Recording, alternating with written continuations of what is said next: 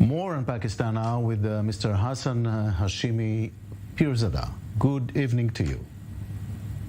Good evening to you, Jacob. Thanks for having me. What are actually the main challenges of Pakistan right now, would you say? What I see, there are four main challenges which need some urgent attention. One of them is the unconstitutional acts done by the ex-PTI government of Imran Khan. That has left some scars and toxicity in the power corridors of Islamabad. There is a huge trust deficit between Parliament and the Supreme Court, and this new government will require to express by their conduct that the supremacy of Constitution and the law of Pakistan remain intact. Then, moving forward, the main issue right now happening in Pakistan is the political chaos created by the ex-Prime Minister Imran Khan. He's a master of narrative building. Since he knows that he will be leaving the office and the opposition parties have the number to oust him in the parliament, he created a conspiracy theory, and he pinned all that on a cipher sent by our ambassador in USA, Asad Majid, after his meeting with the Undersecretary Donald Lu, and where they discussed that how the US government can work with Imran Khan, or after, if there is a no confidence in Pakistan and the new government elected, how the relationships will be.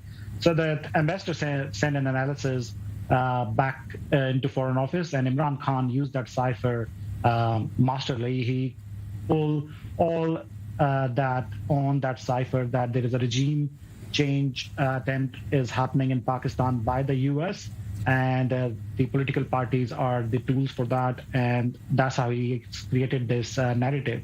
And people are buying it at the moment, so you can see with the protest happening in Pakistan at the moment.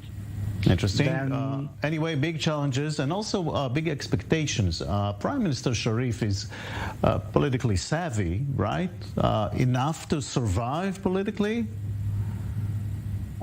They are very political savvy. If you see Nawaz Sharif and Shehbaz Sharif, Nawaz Sharif has been the prime minister for 3 times.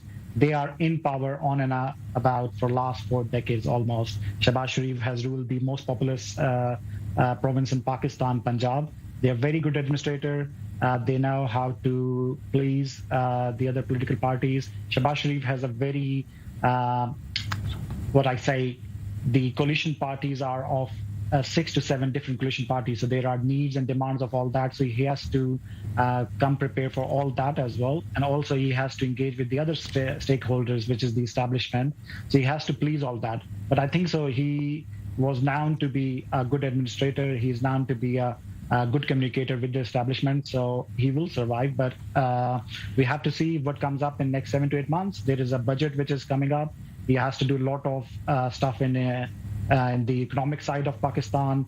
He has to maintain Pakistan's relationships. He has to redo all that, because right now the relationships are hanging in between.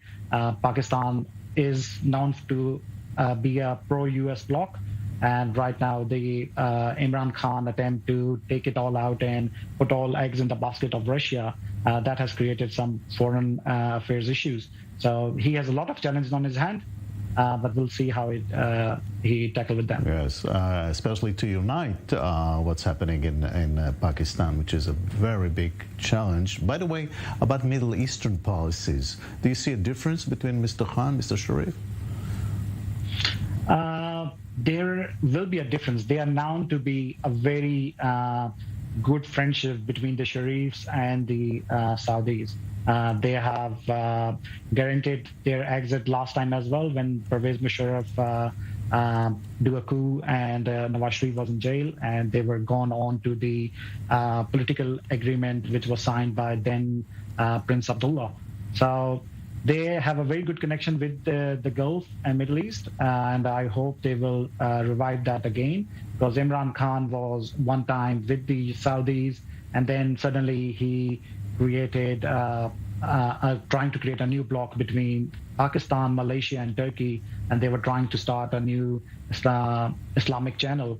But then when Saudis get involved, that policy, get backtracked. So there's a lot of stuff which happened. We'll see that how Sharifs play this card then. We recall a very harsh statement by Sharif against former Israeli Prime Minister Netanyahu. I don't know if you recall that, but regarding relations with Israel, how do you see this developing? I think so. We have to see that the social media change which is happening in Pakistan. As I have said it before as well on your news channel as well, that this was a taboo back then to talk about it. Now there is so much debate which is happening. People have more access to news. People have more access to knowledge. So the public sentiment is not that harsh or strong right now. So leaders see what the public sentiment is. Public sentiment is that Pakistan should be on the center stage of the world, and Pakistan should have relations with everybody around the world. So we'll see how Sharif will play this card as well.